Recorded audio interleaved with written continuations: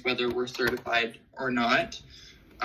So I think having that, we're already predispositioned to have that will and discipline in ourselves. So I totally agree with that part of what he was promoting in that statement, but it's very outdated.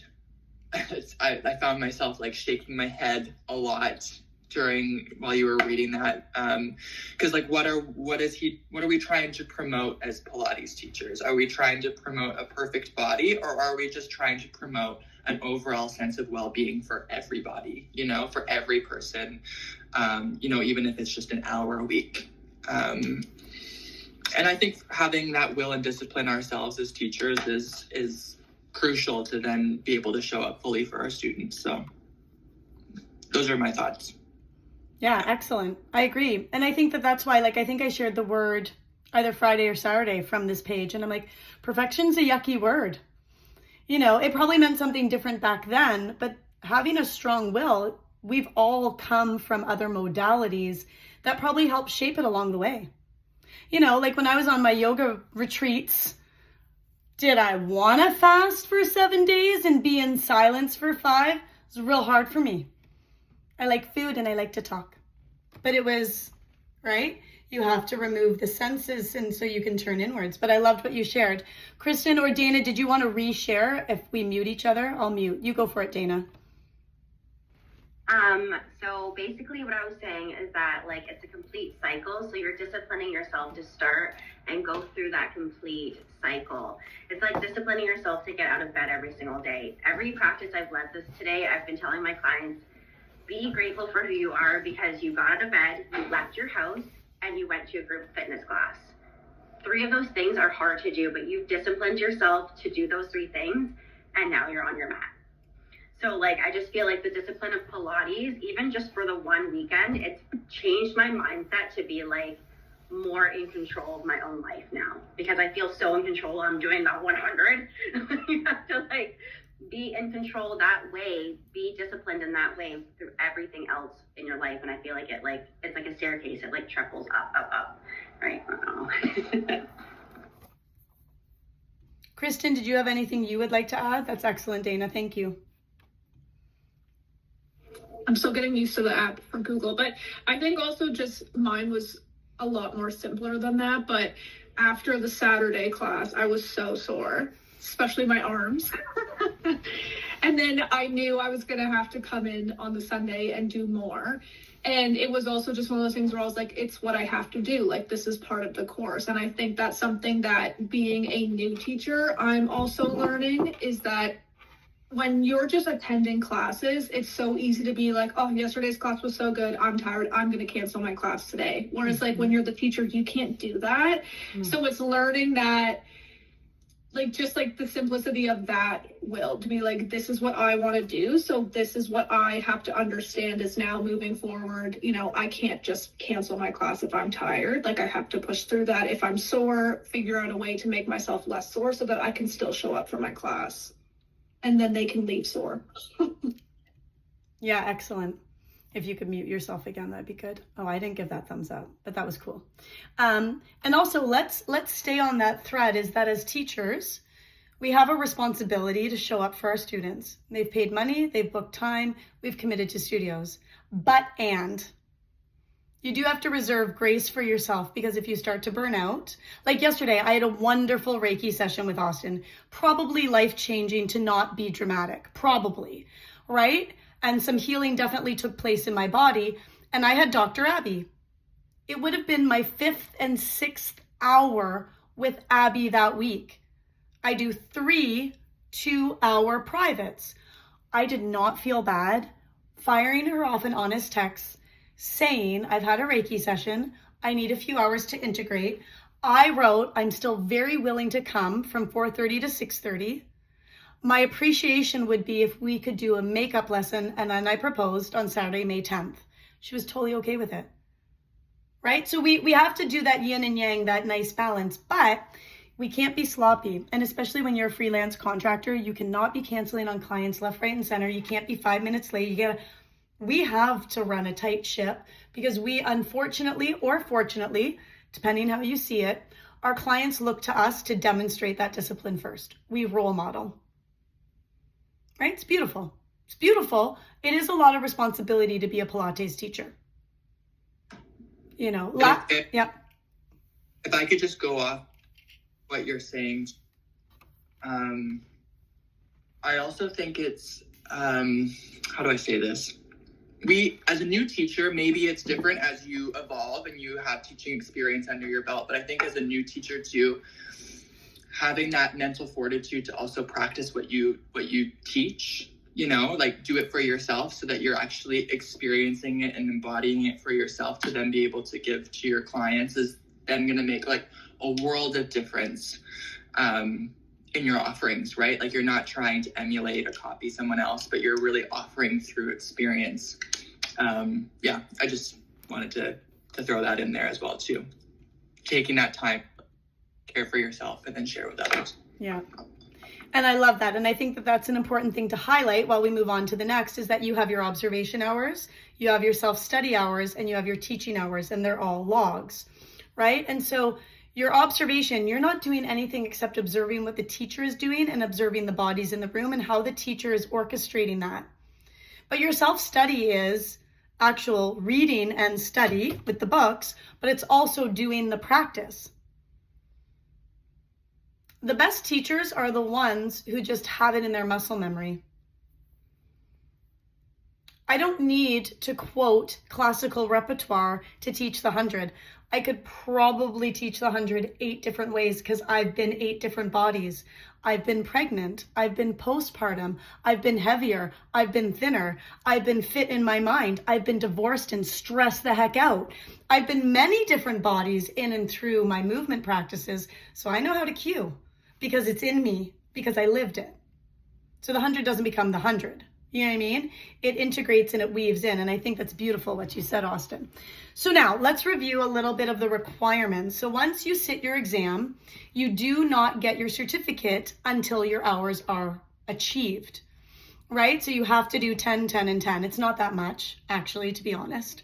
If you do more, bingo, bango, it's awesome, right? So just make sure that every week you set yourself up for success. This week, I'm going to do mat 5 times a week.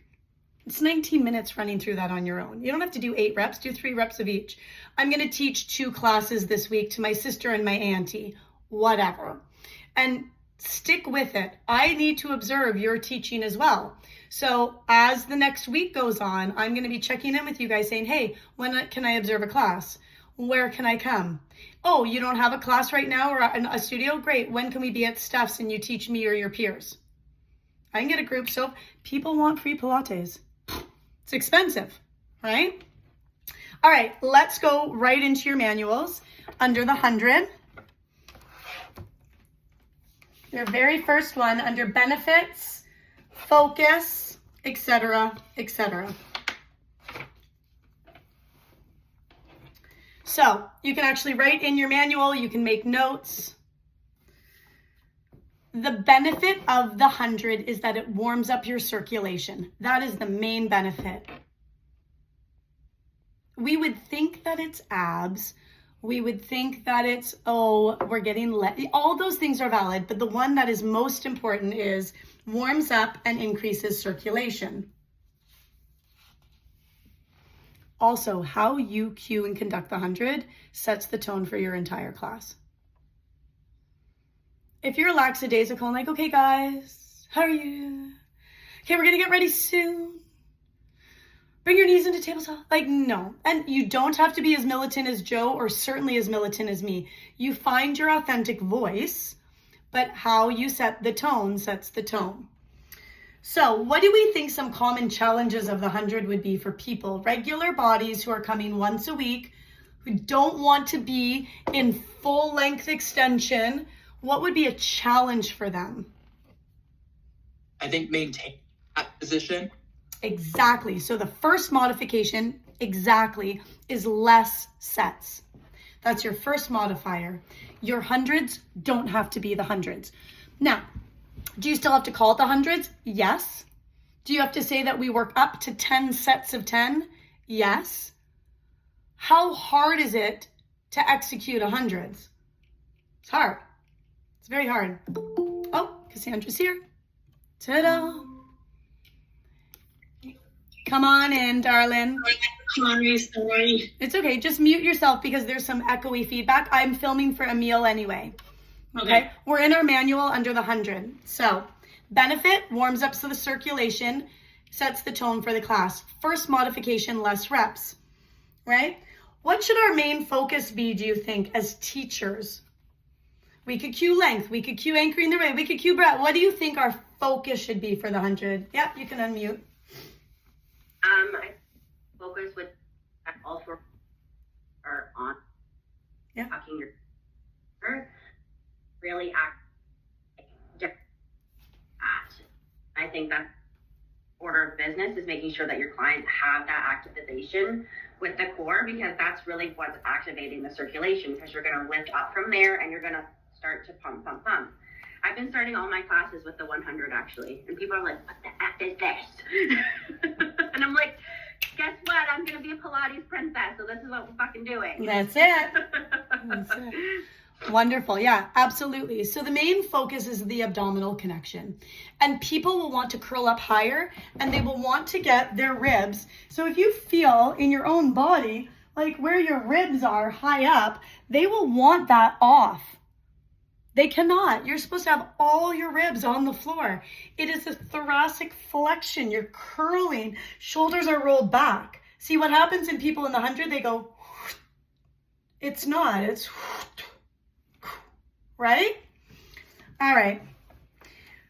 Modifications. I'm going to read through some of them, and then I want to tell you the important cues to begin with as a new teacher.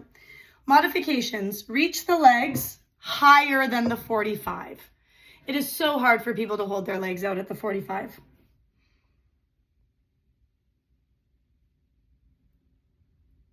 You can omit the arm pumps. What a nice thing, just to get people up into the ab curl and say, hold, hold. Inhale, 2, 3, 4, 5, exhale. And they're holding, because some people are not super coordinated, and we've all seen it. Sometimes people do this and do funky things. Also, you can do it against a wall. This is my favorite postpartum. Samantha, who you'll meet second weekend, she's one of my top students and a little bit of a protege, if I can say so. She'd be humble to say she isn't, but she is. When she had her baby, I said, Sam, this is your 100. She hated me because she's an F45 girl. I said, Samantha, this is your 100. Inhale. Exhale, chin to chest. Begin to vigorously pump your hands as you pull your ribs into the wall. Boring, but guess what? She's going to knit those abs back so fast her head will spin, and she's not going to get a hernia. Right? So you can always do the 100 against the wall. All right, variations. Magic circle. Remember, a variation is the razzle dazzle. Modifications are to break it down, to change it a little to the body types in front of you. Variations are your razzle dazzle. Magic circle, you could even put a TheraBand around the thighs or the calves. You could use your upper back on a stability ball. I'm not a huge fan of stability balls on the back. We'll talk about it, but it is a classical variation. The focus should be the abdominal connection. The most important cues for the 100 are the breathing cues and the pump vigorously. Now, you can figure out another word to say other than vigorously, but vigorously pump your hands at your hips. Sometimes I lose my words. I say aggressively. I don't mean it, but it works. Intensely, intently. Good. If any questions come to mind for a specific repertoire, write them down. We're continuing to the roll-up. The benefits of the roll-up are spinal articulation. And it restores natural curves. This is why in classical, we don't say imprint your spine. Because guess what? As soon as you get into the roll-up, we're going to restore natural spinal curvature. That doesn't mean contemporary teachers are wrong. It is a different way of thinking and cueing. It doesn't mean we're better, smarter, or correct. Just know the camp that you're learning in for your roots. If you guys ever said imprint your spine, I would never be personally angry. I don't say it because I see the power of the restorative spinal shapes naturally for each client. So the roll up, benefits, spinal articulation, strengthening the abs, restores spinal curves. It's actually in your manual. Why do people get stuck? What's a challenge, a common challenge of the roll up? All unmute or all mute. What's a common challenge?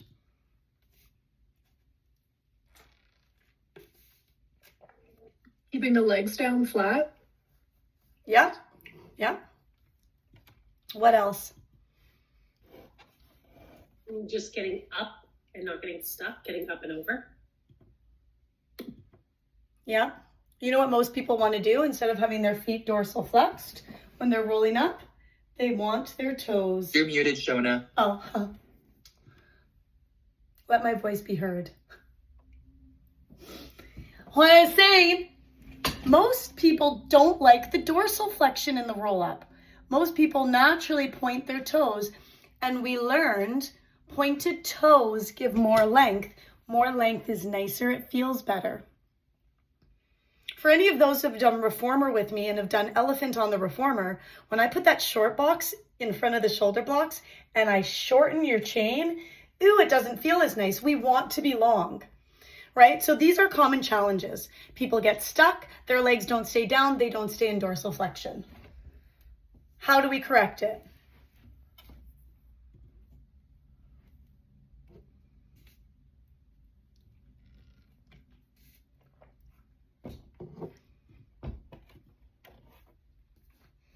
Would that be when you would be hands-on and like grab somebody's feet for them to help anchor them so that they could come up?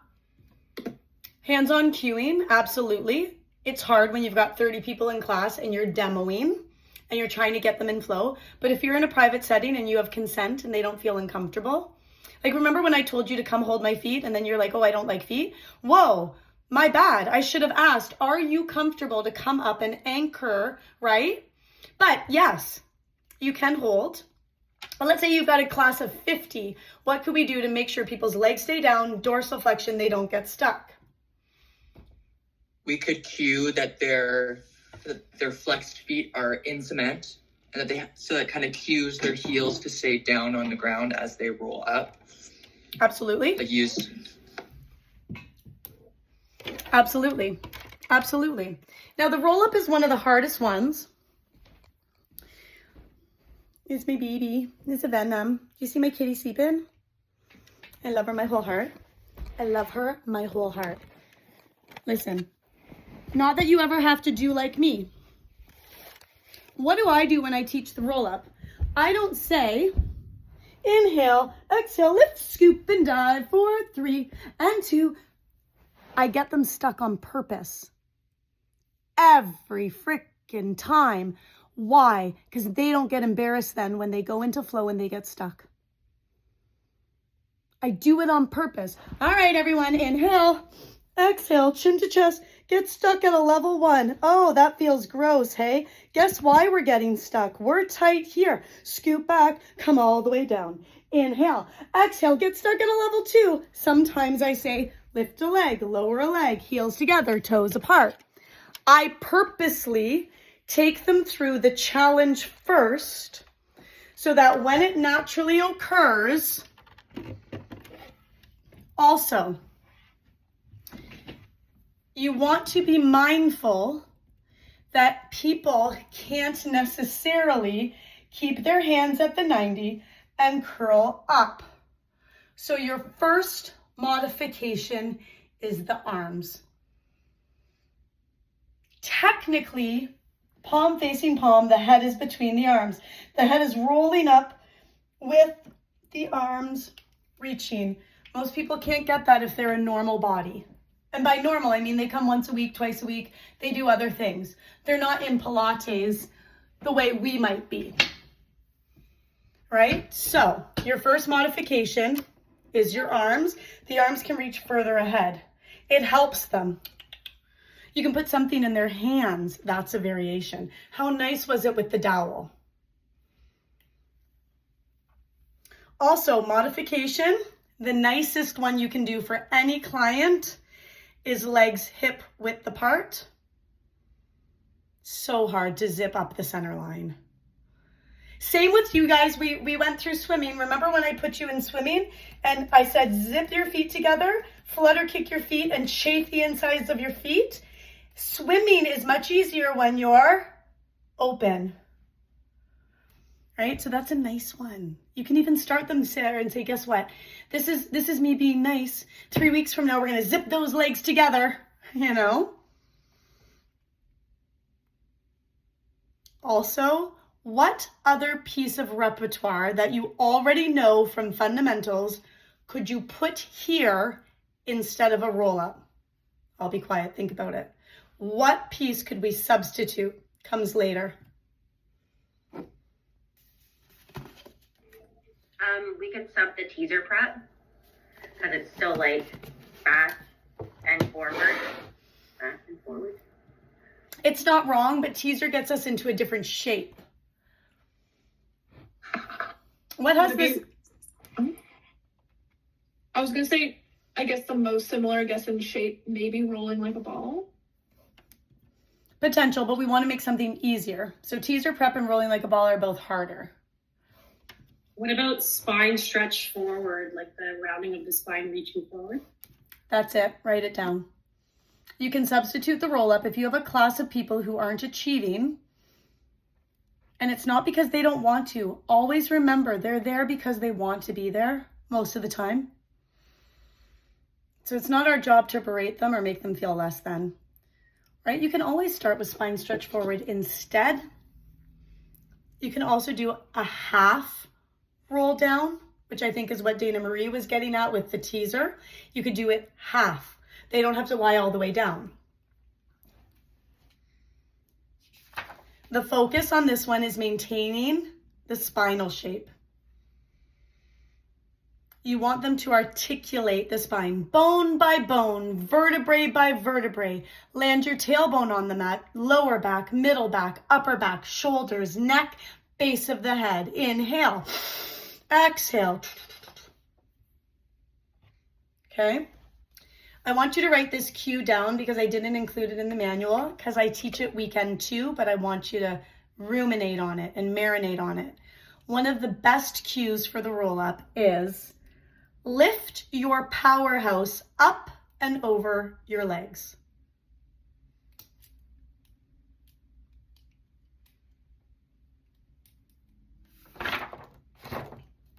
Love that one. All right, moving on to single leg circle.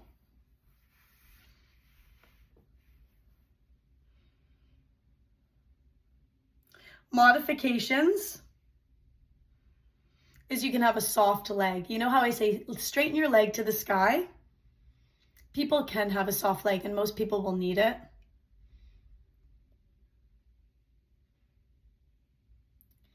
I have a hard time when people can't straighten the back of their legs because they've overdone something at the gym. It's something I'm working through. I'm very judgy. I can admit where I'm judgy.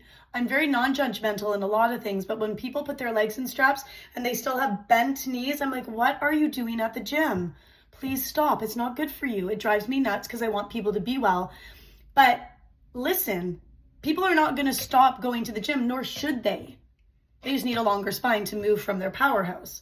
Right? So if people straighten your leg to the 90 and they need to be like this, let them. But you cue it. You don't leave them struggling.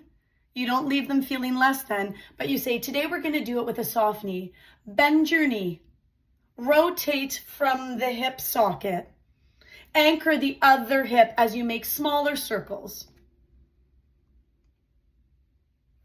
Variation for single leg circle, you can use the magic circle. Larger range of motion.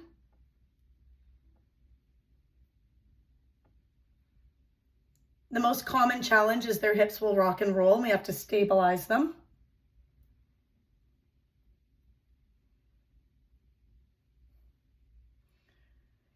the main focus of single leg circles for you as a teacher, there's many, my darlings. We will layer these, but the main one for now is maintain abdominal connection with a lengthened spine and pelvis.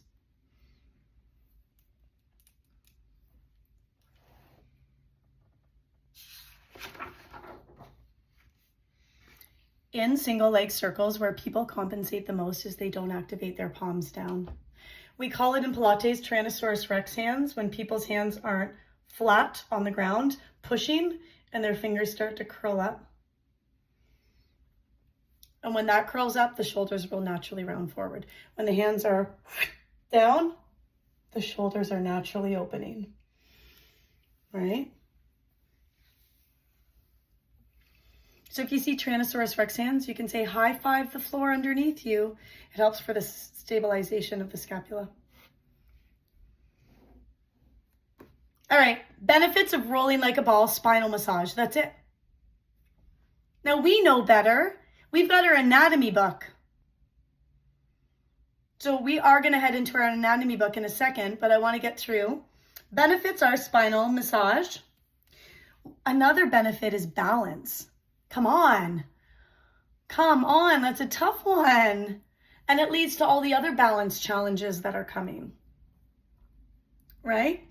One of the biggest mistakes people will make is they'll lead with their head.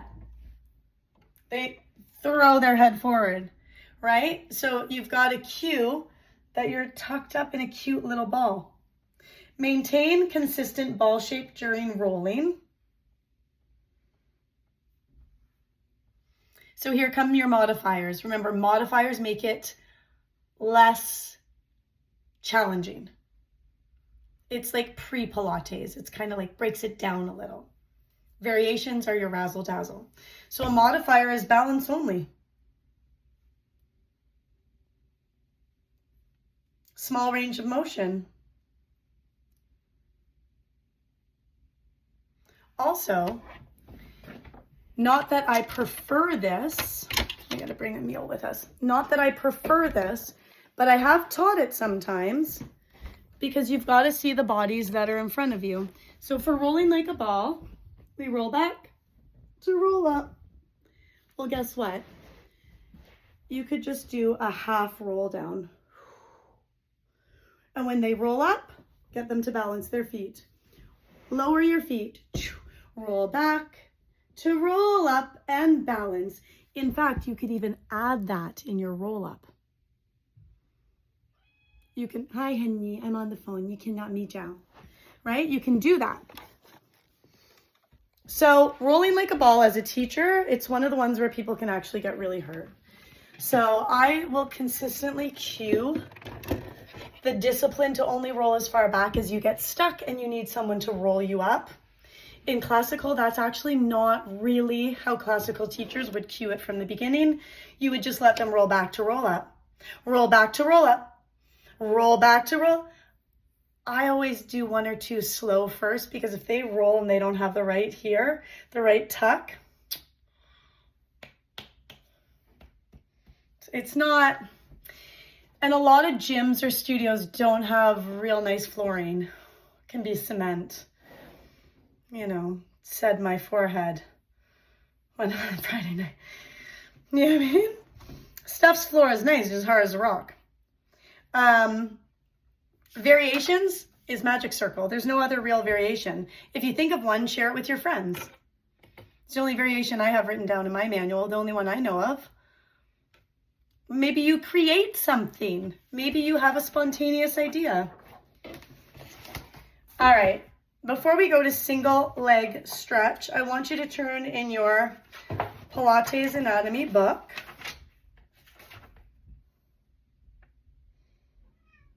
Actually, we might not go to single leg stretch. We'll see. I'm looking at the time.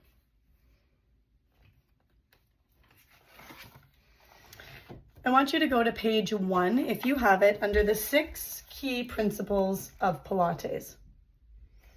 It's page 1.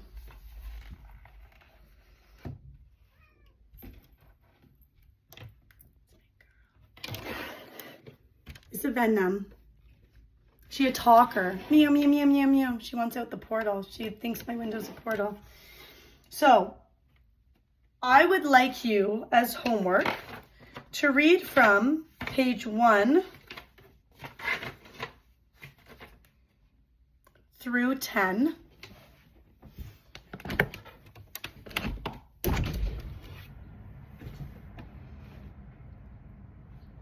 However, I want to highlight something that's not in our manual. I may or may not include it, but I thought including it could be plagiarism, to be honest, because it's from this book. So I want you to write down at the bottom of page 1 underneath, or maybe make a side note if you don't like writing in your own texts, is the 4 S's. The 4 S's in Pilates, because you guys know the 6 core principles. We've been over it, we've been over it, we've been over it. The 4 S's are stability, stretch, but under stretch, write mobility,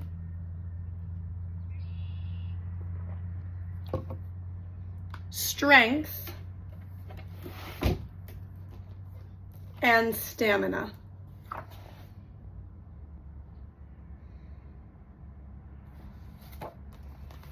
Those are the 4 S's: stability, stretch, strength, and stamina. When you're teaching any repertoire, you want to have these 4 in mind. You have to stabilize the repertoire first, then you get the mobile or the stretchy part, then you layer on strength, and once you've got them in strength modality, then you go for stamina. You do not have to get them to do 8 rolling like a ball their very first class, just because the manual says it. You don't have to. You know, today it's Jump Board Thursday at the Grimsby studio, and I'm taking away the jump board more and more because people are not in proper form. They're going to hurt their knees. I can see it. And so I give them 1 endurance sequence. That's it. And it's on lighter spring load, right? Because form is of the most importance. So look at people's stamina. Give them what they can do. So that's the homework before our next lecture. Now let's actually go find rolling like a ball. I'll find what page it's on. I'm gonna guess. If anyone finds it before me, you tell me.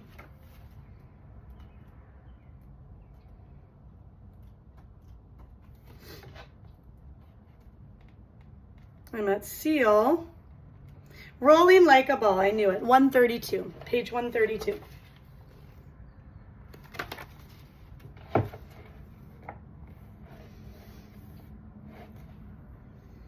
Take a look at the start position, take a look at step 2, and then take a look at step 3. Oh, I'm going to extend the call. We won't need it. We'll end right at the hour, but I just need to click it. Boop, boop, boop. Good. I want you to go to page 133 and look at the targeted muscles. We've got our spinal flexors and anterior stabilizers. Then we've got our accompanying muscles. Whenever you're learning repertoire, I want you to use your anatomy book as a reference to look at the main muscle group, the targeted ones, and then look at the accompanying ones. And you yourself and you start to get real comfortable with anatomical terms, right? So we've got our hip flexors, our hip extensors, hip abductors, knee extensors, shoulder extensors, elbow flexors. You possibly couldn't list all those while you're cueing. But choose one for yourself to get stuck in your brain. Like your hip extensors, your gluteus maximus. That's your big butt cheek, right? It's the big butt. It's an easy one. We know our hamstrings. Everyone talks about my hammies are tight, my hammies are tight, right?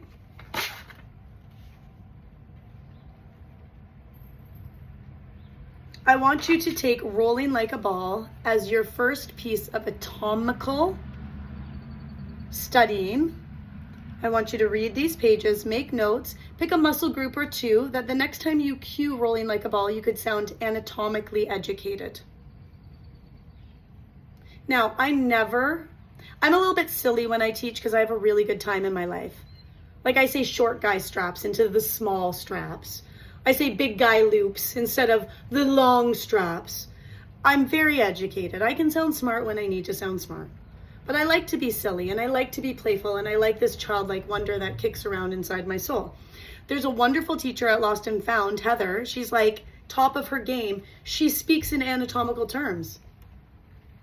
There's nothing wrong with that. Nothing wrong with that at all, especially in a rehab setting. You figure out the healthy balance for you, but you need to know it for our exam. You know what I mean? So we're going to start to layer on anatomy slowly. Slowly. The way I teach anatomy is very scaffolded. It's very Montessori.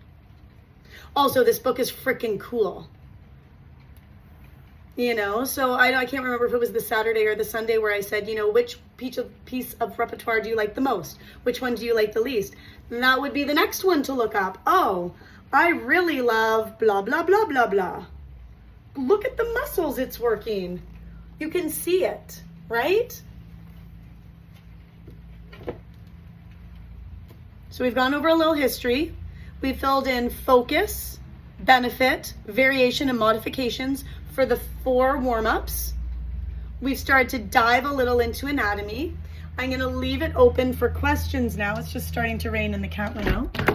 I'm going to leave it open for questions now for about 5 to 7 minutes. And then we'll pop off a few minutes early. So I'll mute myself. If anyone has a question on repertoire, or hey, we didn't say this could be a variation, could it? Right? I'll give you the floor.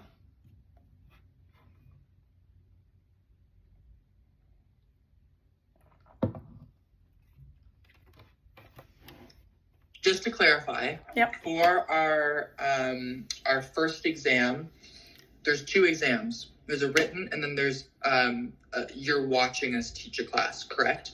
Opposite. No. There's a physical one I'm watching. Sorry, you're muted.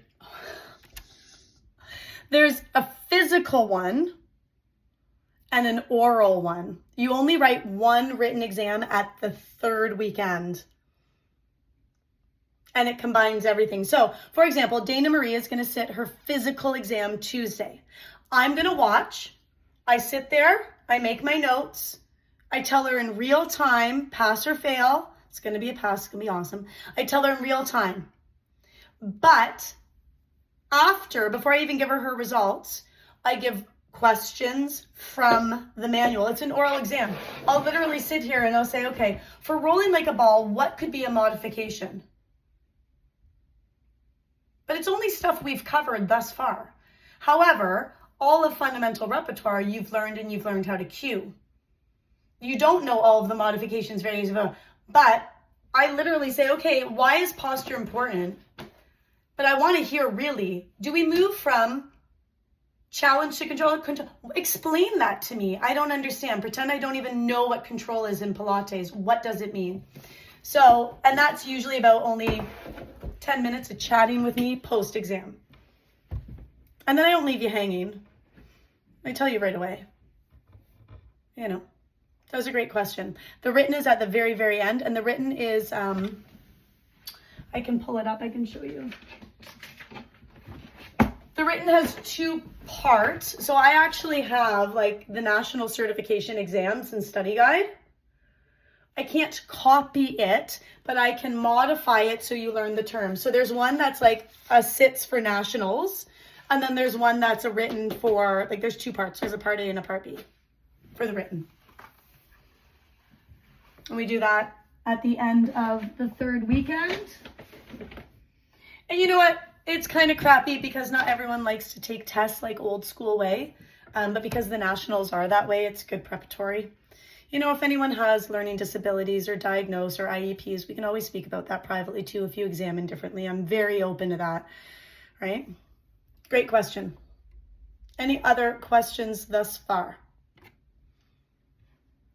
I have a question about, which one am I on? About the roll-up, just something that you may or may not cue. Mm-hmm. And I think I've heard this cue before, but I'm just wondering if it applies to the roll-up. Would you ever kind of give the visualization of like that there's a beach ball in front of you, that your abs are going up and over? Because like just to give that visualization that it's not a fold in half, it's an up and over, and you have to get like over a beach ball. I feel like I've heard that one before. I'm just wondering if it applies to the roll up. Yeah, I use the beach ball cue sometimes, but not for the roll up, because I want you to think about so a beach ball is pretty darn big. So if you cue over a beach ball, it's a big circular. I want a capital letter C changing to a small c. So you're kind of being more like this with the spine. The spinal shape is like a forward fold in yoga, right? So if you do a beach ball, you're going to poof it up too much. Okay. So for the roll up, I would not. But it is a cue that is often used, especially, and here's something we didn't talk about on the weekend. Pilates is so complex. We don't say, take a child's pose. We say, right, take an active shell stretch. Looks like a child's pose, but it's really not, because there is supposed to be a big beach ball in your way and you're pushing up into your shell like a turtle. That's why it's called an active shell stretch. But is it wrong for people to do a child's pose in your class? It's delicious. But we don't cue it that way. Sometimes I correct it, sometimes I don't. People like to dump forward because they like it, right? Excellent question. More. I'll mute.